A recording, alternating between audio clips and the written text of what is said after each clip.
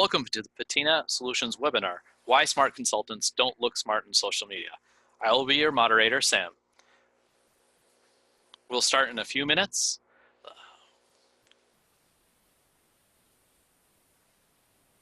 All right, everyone. Now that we have our panelists set, make sure everyone is muted, and we'll do Q&A at the end of the session.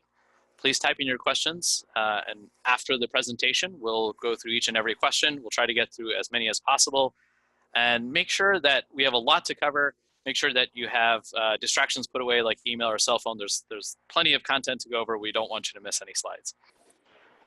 Hey guys, happy to be here. Excited to be part of the Patina Nation and also focused on answering your questions related to social media.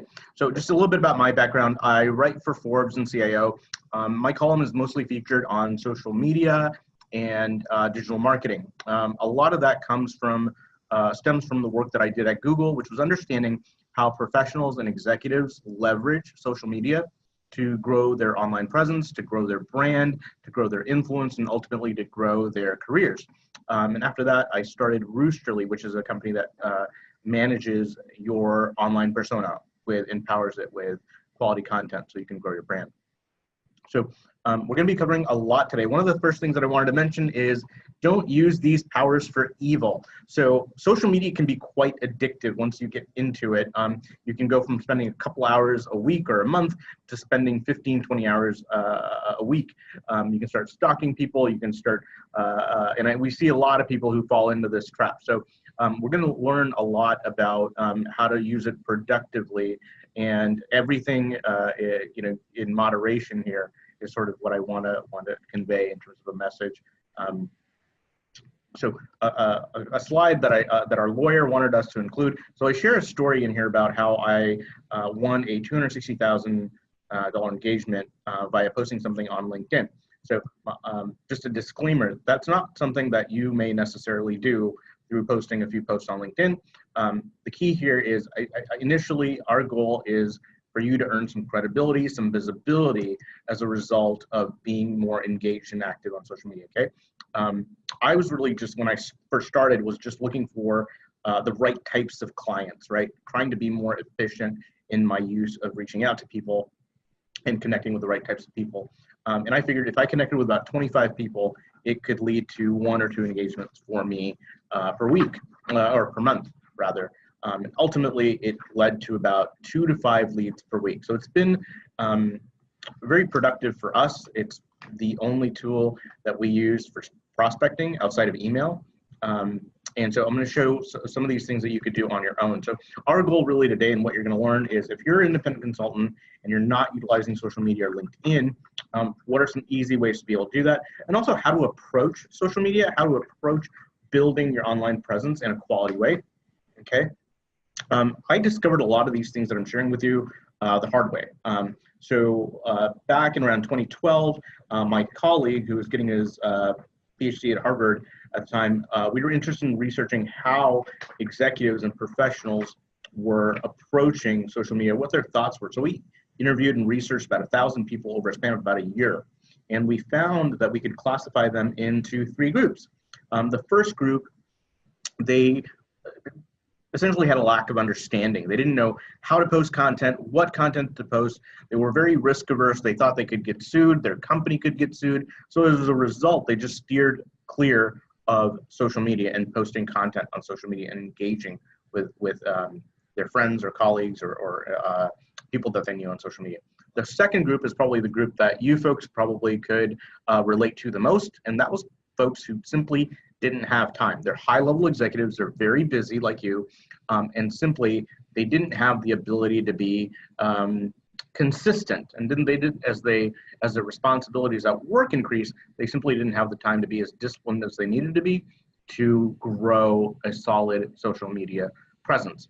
The third group we found were people that were overactive. So their audience was getting content fatigue. So what that means is basically they were sharing so much content, they were always online, always had a comment, always had something to say on LinkedIn or Facebook or Twitter, that people just simply started tuning them out and wondering, wow, does this person have anything else to do besides comment on social media? And that led to us researching and finding the right mix between what type of content to post, how frequently to post, what days to post, what times to post, etc. I'm going to get into that a little bit too. And the other thing that I wanted to share with you is the epiphany I had. So I was on a flight to India with my wife, and she had handed me a book called Genuine Authentic. It's the real life story of Ralph Lauren. And one of the quotes from his book is, he believes that your clothes are an introduction to who you are before people meet you. And I think that she probably was insinuating that I should dress nicer.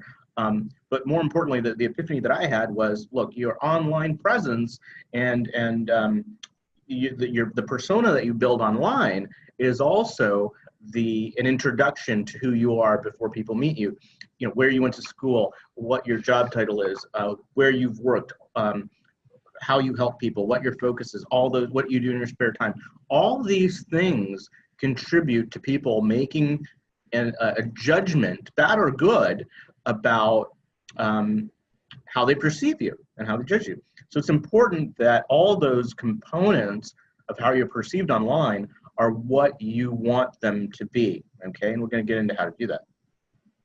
So a couple of clarifications that I had is, there's a misconception rather around what LinkedIn is. A lot of people see it as a online sort of resume database where you've got your picture, you've got a profile image, and then a few things about your work and your history. So that's not actually true. That's a very static way of looking at it.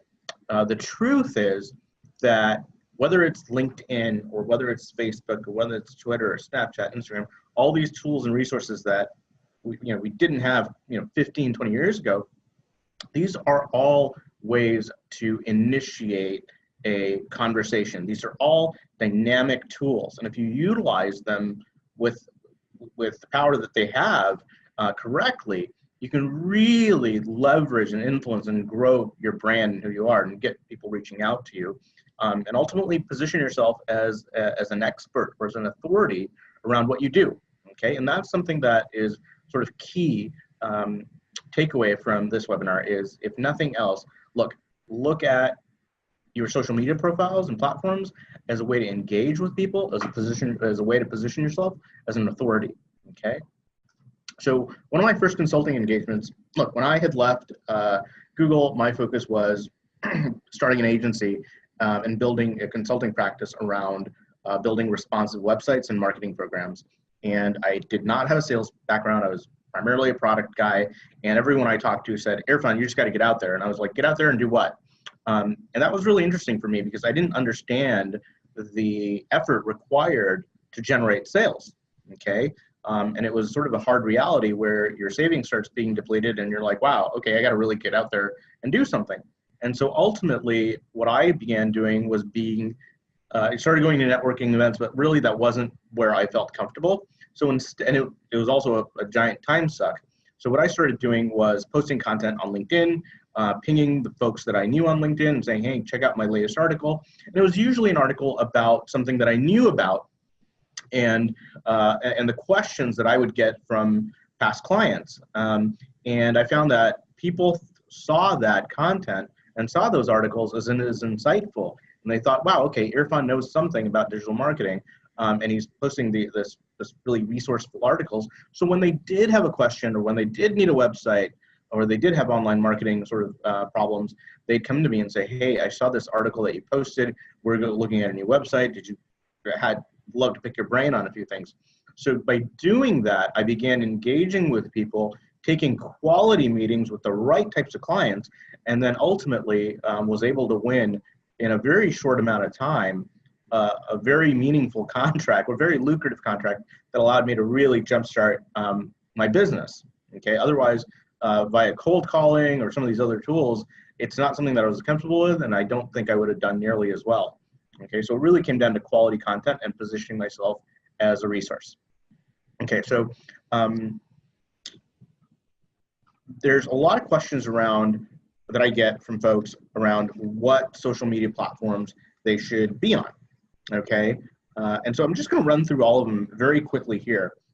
You've got on the left the yellow one, that's Snapchat. Snapchat started out as a sort of ethereal messaging platform, right? So the key with Snapchat is you can share, you can send messages and share content, and that's not stored anywhere. So it was initially used for sharing largely inappropriate content, inappropriate text messages, etc., without fear that they would be stored anywhere. Okay. The second is, and it's not necessarily a sort of a B2B or something that a consultant, I would say, could use. The second platform there is Instagram. It's got sort of the camera image there, the sort of rainbow colored one. That's primarily a very visual platform. It's used for sharing photos and sort of showcasing who you are and how successful you are. A lot of times it's very sort of narcissistic in some ways. That's my unvarnished opinion of it. LinkedIn is where I spend most of my time. So again, I don't feel I need to be active on all social media platforms. My focus is, where's my audience? Where are they engaging with me? And for me and what I do, that's LinkedIn. And my guess is for you folks, it's going to be the same. I'm not very active on Twitter at all. Facebook I see as sort of where my family and friends are, my very close friends. And how I view Facebook versus LinkedIn is, LinkedIn is like my office. I invite nearly everyone to come and visit me at my office. It's not a problem, and I'm willing to have conversations with people there. Facebook is a lot like my home, where only the folks that I know really well are allowed to be there. So that's just my rule of thumb. You can sort of mix and match however comfortable you are with that. When it comes to Pinterest, it's sort of another very visual platform where you can create vision boards. It tends to be very skewed towards women. So remodeling projects are really popular on there, and sort of where you can sort of store things that you want to buy, things like that. Not bad or good, and just those are sort of what the facts of Pinterest are. YouTube is becoming slightly more popular with people posting resource-oriented videos. It takes a fair amount of time, effort, and energy to build a following on YouTube, especially now. It's gotten a lot more competitive. But the key takeaways here is, don't be random in the social media platforms that you choose, especially as a consultant. You want to be very targeted. And for consultants, my guess is most of your audience is going to be on LinkedIn, probably more so than Twitter, definitely more so than Twitter. The other thing that you want to keep really consider is being self-promotional versus being a resource. It's very tempting to show what deals you've got running or how good you are at a particular thing. But really, the key takeaway is, the better you're able to position yourself as a resource to other people for what you do, the more engagement that you're going to get, the more sincere you're going to be appearing. So, and that's really the key. There's a lot of very smarmy people on LinkedIn, unfortunately, and you want to sort of separate and differentiate yourself. So being sincere, being thoughtful, being conscientious about your audience is really going to be helpful. Okay. Now, when I started getting deep into social media and started working and growing my business, I became absolutely obsessed with it. I was spending all my time on it, right? And I became slightly narcissistic. And so I was worried about my profile picture. I was worried about, is my credentials, are they good enough? Is my profile, does it say exactly the right things? And so when I started tweaking things, I noticed that my profile views would go up based on the keywords, based on the other things that I posted. So when you see those types of things, it's almost like a little shot of dopamine to your brain where you start thinking, wow, what else could I be doing? And so what I want to do here, when I go back to saying, don't use these powers for evil, spend some time off social media. Don't get addicted to it. Take it for what it's worth. Utilize it as a tool to grow your business. Don't spend every waking hour on it. It's very easy to fall into that trap. The other thing that I want to share with you is, you can attract clients or you can chase prospects. And you want to be careful in falling into the latter of chasing people. The reason why is you start appearing very desperate if you're messaging everyone you know and say, hey, I've got this great consulting program and your company should be a part of it. Who can I talk to? That's really not the approach. You really want to be more inbound focused. What I mean when I say that, or attracting clients, is posting quality content that almost acts like bait. So you publish something that is resourceful, that's high quality, that people that your audience or the types of folks that you're looking to engage with can find of value. And when they comment on it, when they share it, etc., that's where you want to reach out to them and say, hey, look, I noticed that you saw my article, or I noticed that you commented on this. Thanks so much. Would love to chat with you a little bit more. Let's set up a time for coffee, things like that, right? But you want to appear, and you want not appear, you actually want to be very authentic in how you engage with the folks that interact with your content, okay? Connecting in a meaningful way. So I'm connected to a little over, well, it's over 16,000 people now, and I've interacted with probably nearly at some point all of them over the past, I don't know, 7 or 8 years. And now I get messages pretty frequently from real people here in Chicago or around the country with some sort of offer, or if it's meaningful, I'll write back to them. Like, this is an example. Josh Albanese, he's out in Chicago. He's a headshot photographer. He said, hey, I'd love to offer your company a free headshot. And I took him up on it, right? So, and then ultimately we found out how we could work together. So think about your connections in the most sincere, authentic way that you can, right? You don't want to jump into business right away. Okay. Now, the other thing that I want to talk about is what most people don't know. A lot of people don't know what type of content performs well. They don't really have a strategy around the types of content that they want to post. So I generally follow what I call the 80-20 rule of content. And that's essentially, you can have 80% of the content more focused on the work that you do, but 20% of the content should be related to things that you're passionate about, right? And the reason for that is if all you're posting is content or press releases about your company and what you do, that's gonna, over time, people are gonna be tuning you out, right? So what we say is 20% of that content should be related to something that you're passionate about. It could be traveling, it could be culture, it could be a number of things. The philanthropy that you do outside of work, any volunteer work, those types of things are really important because it allows you to appear relatable, and that's something that you need to do. Otherwise, it's very sort of robotic in nature. So the other thing is consistency is really key. The analogy that I like to use is direct mail, for example. There's an analogy there that says, you know, people need to see your stuff, direct mail, piece of direct mail, 7 or 8 times to remember what it's about.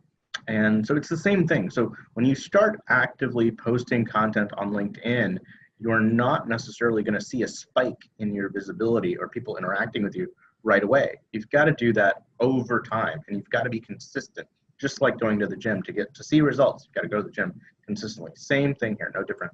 And that leads to my 4th point. I've got a hack to get meetings. So my point with my objective, my goal when I'm posting social media content is not to do anything else but to get in front of the right types of people that I want to do business with, right? And so when I see somebody who's commented on my post, who's shared my post, who's liked my post, my focus is reaching out to them and say, hey, I saw that you liked my post, let's catch up, let's meet up. And usually, if I do that with 10 people a week, I'll usually get 3 or 4 meetings. Right. So initially when I had started, I was posting content that I had written, okay? And ultimately what I started doing was experimenting with posting content from other publications. And so what I saw was when I posted an article from Inc. or Harvard Business Review or Entrepreneur, that content would oftentimes appear to perform just as well as the content, if not better, that I'd written. And the reason for that is these journalists that are writing for these publications, they actually spend a lot of time coming up and crafting engaging headlines that get people to click. And that's what you want to do. And so this creates a bit of a halo effect around who you are when you begin posting high quality content. The reason for that is people begin associating you with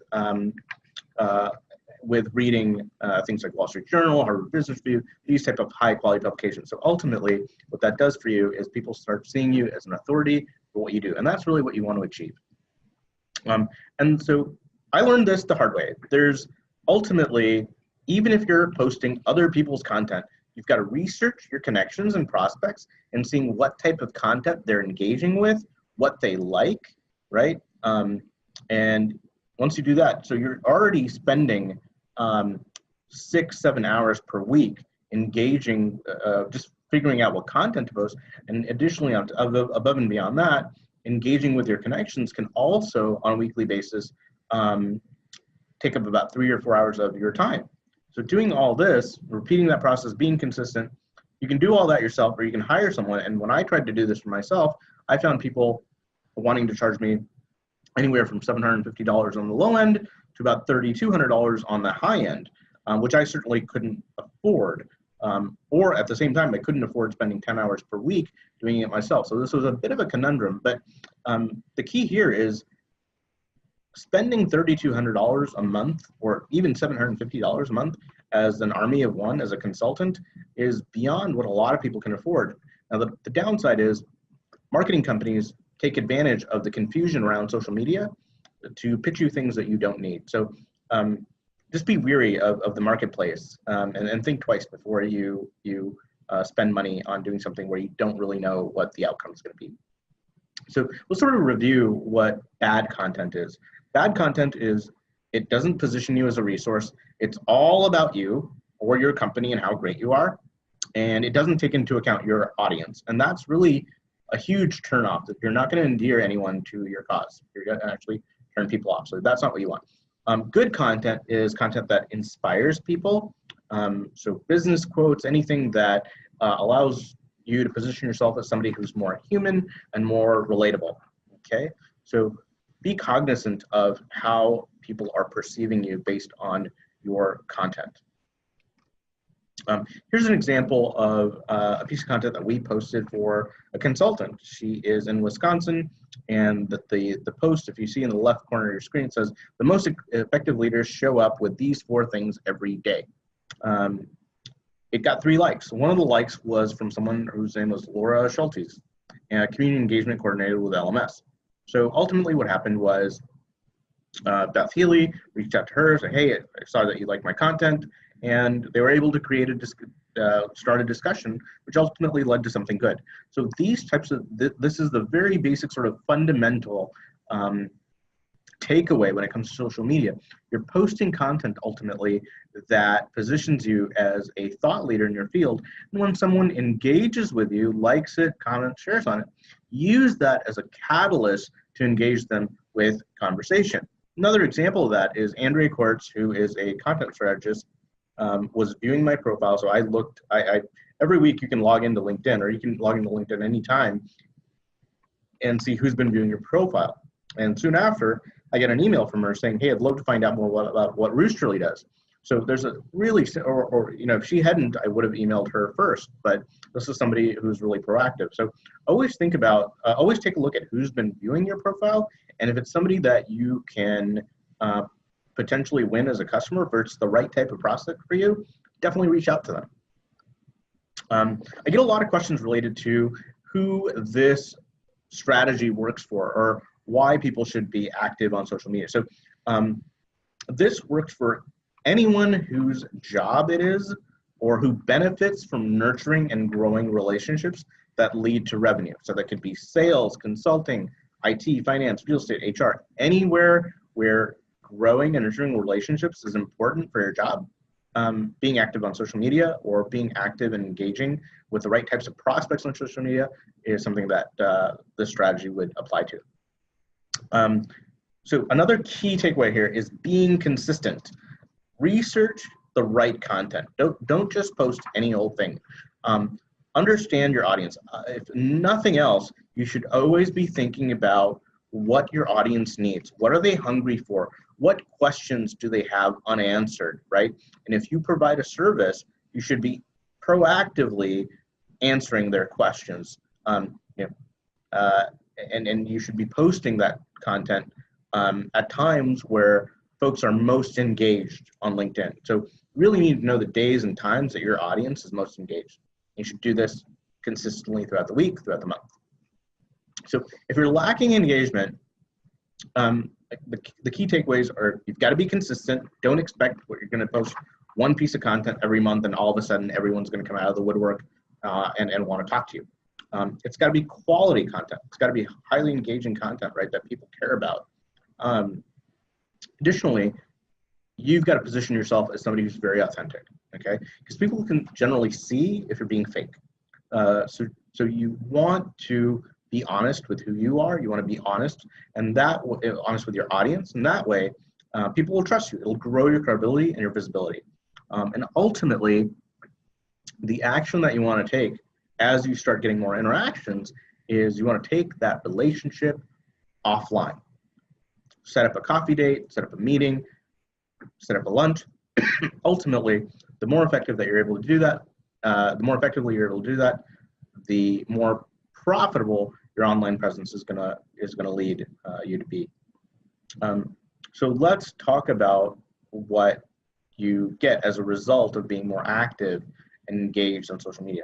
Ultimately, if you do all the right things, if you optimize your profile and you're active on social media, LinkedIn's algorithm, their search engine is gonna see that, and it's gonna begin ranking you in the top results for what you do.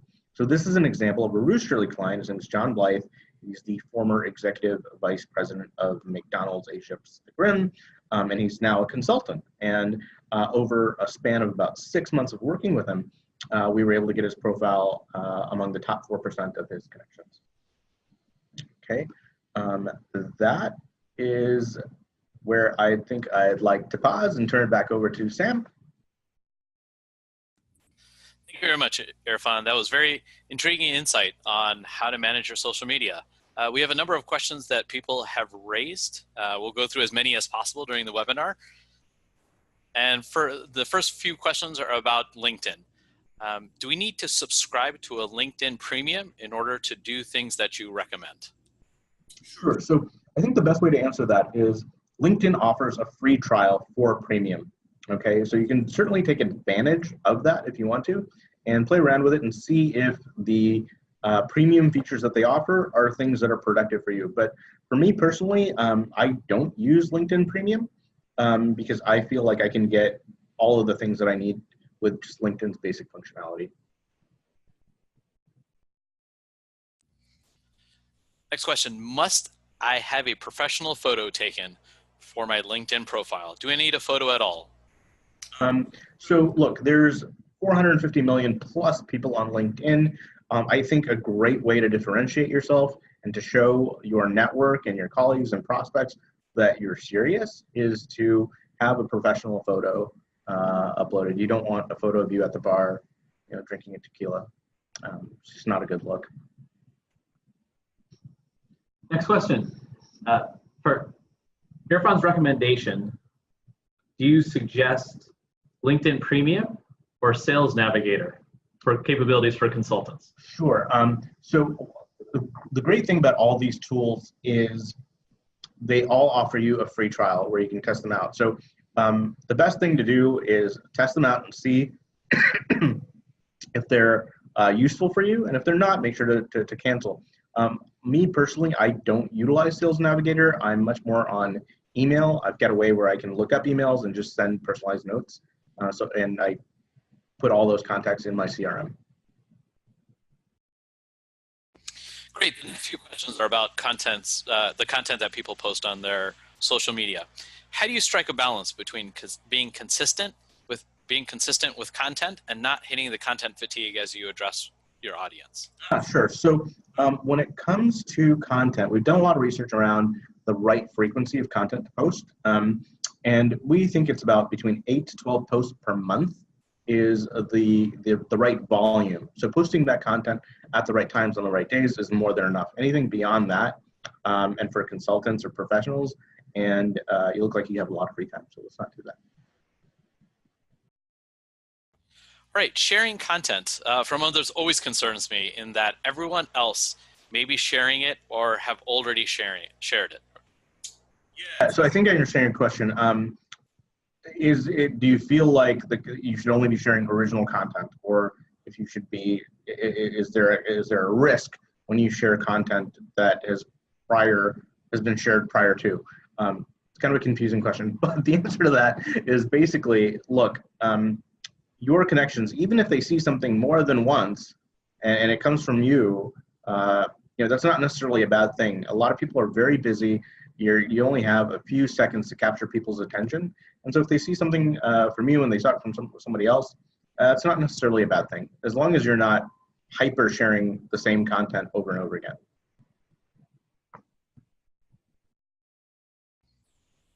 Okay, next question. If you generally share good content, but follow avidly some issues, such as gender inequality or income inequality, is it problematic to share, which may not be close to your work brand? Yeah, so just know that when you're passionate about a particular issue, it could be polarizing, and some people might not feel the same way as you do. So as long as you're okay with any potential fallout that comes from that, then share what you're passionate about. Again, think back to that 80-20 rule. You don't want to overshare around the same content all the time. You want to have an editorial calendar that has some variety to it. What are the right times and days to share content? Sure. So generally, and we've done research around this as well, we see spikes around 10 a.m. to 1 p.m. On LinkedIn when it comes to engagement. And then we see spikes again around 2:30 to 4 o'clock. So generally, you want to follow those rules. Sharing Friday night or Saturday night doesn't generally lead to a lot of engagement. What about writing a couple hundred words about an article from a third-party source you share? Yeah, so content curation. No, that's great. Content curation is an easy way to take existing content and put your take on it and reshare it. And that's an effective way to generate. It's almost like an op-ed piece, right? So that's a completely acceptable way to generate engagement. Should posts be as an individual or from a consulting company? So look, your post should definitely be as an individual. LinkedIn is a peer-to-peer network, right? So it's a platform where people can interact with others. And generally, we see a lot more engagement between individuals interacting with their network versus if you're posting content purely on a company page, it tends to not get as much engagement. Okay, there was a lot of great questions. I don't think we can get to all of them, but let's do one last question before the webinar ends. How would you start from ground zero with this? What would you do first? Yeah, so starting from ground zero, the first thing that I would do was make sure that I had a profile that was complete and accurate. So that includes your summary, your headline, your title, your profile photo, your education, all those things completed, the where you've worked, all those things that include the sort of the keywords that are important to you, and start there. Then you want to send invites. You can upload your contact list to LinkedIn and send invites to the people that you care about, and ultimately grow your connections. And then as you do that, start sharing that content.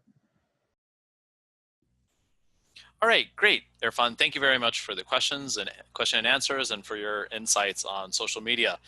Thank you very much. That concludes our Patina Solutions webinar series, Why Smart Consultants Don't Look Smart on Social Media. Thank you very much and have a good day.